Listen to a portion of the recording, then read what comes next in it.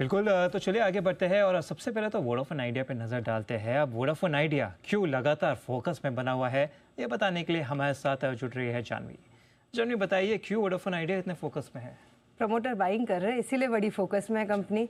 लगातार हम देख रहे हैं कि 4 दिनों से प्रमोटर कुमार मंगलम बिरला अगर देखें तो खरीदारी करते हुए दिख रहे हैं शेयर्स में।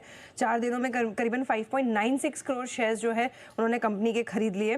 3 जनवरी से 3 फरवरी के बीच जो है ये खरीदारी उनके तरफ से आती हुई दिख रही है।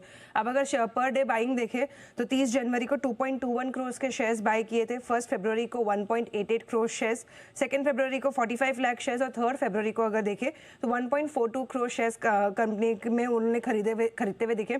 अब अगर टोटल देखें तो कंपनी में उनकी जो पूरी हिस्सेदारी है 0.06% पे आती हुई दिखी। प्रमोटर्स की हिस्सेदारी टोटल ओवरऑल अगर देखें तो 25% के पार हो चुका है। अगर देखें तो स्टॉक में डिलीवरी वॉल्यूम्स जो भी है वो भी लगातार बढ़ते हुए दिख रहे।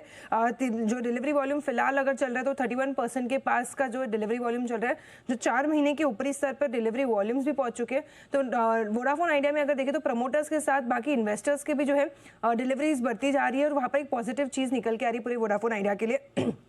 इनफैक्ट अगर बात करें तो वोडाफोन आइडिया का जो सब्सक्राइबर लॉस है वो उसमें भी डिक्लाइन रेशियो है, उसमें भी गिरावट आती हुई दिख रही है। दिसंबर में अगर देखें तो 9.4 लाख सब्सक्राइबर्स कंपनी ने गंवाए, लेकिन जो डिक्लाइन रेट है वो घटकर 0.47 पे आ चुका है।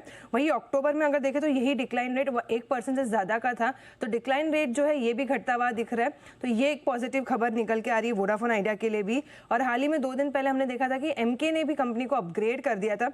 रेटिंग अगर देखें सेल से अपग्रेड कर दिया है, लक्ष्य भी 6 से बढ़ाकर 12 कर दिया है। सरकार ने जो मोरेटोरियम दिया था उससे कंपनी का जो कैश फ्लो है वो काफ़ी बढ़ता हुआ दिखेगा। कंपनी के लिए ये एक बहुत बड़ा टर्न अराउंड फैक्टर होता हुआ दिख सकता है। और एक चीज़ पॉजिटिव चीज़ ये भी निकल के आ रही है कि अब जो एजीआर का वापस रीअसेसमेंट होगा उसके बाद ये भी उम्मीद है कि और थोड़ा एजीआर जो है कम हो जाएगा, तो इसका भी बेनिफिट कंपनी को मिलता हुआ दिखेगा। जो सर्वाइवल स्टेज में है कंपनी, वो एक वहाँ से अच्छी तौर से कंपनी निकल पाएगी। इसी के चलते हम देख रहे हैं कि प्रमोटर बाइंग और पॉजिटिव ब्रोकरेज रिपोर्ट्स के चलते जो 1 महीने के ऊपरी स्तर पे अगर देखें तो वोडाफोन आइडिया पहुंच चुका है। बिल्कुल, बहुत बहुत शुक्रिया जानवी हमारे साथ जुड़ने के लिए और इस खबर को इतने विस्तार से बताने के लिए।